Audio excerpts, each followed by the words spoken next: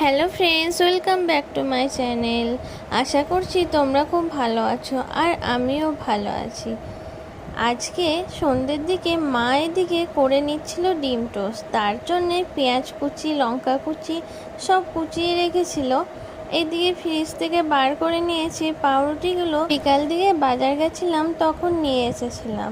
আর রাতের দিকে কোথায় কিনতে যাব, তার জন্যেই আগের থেকে এনে রেখেছিলাম।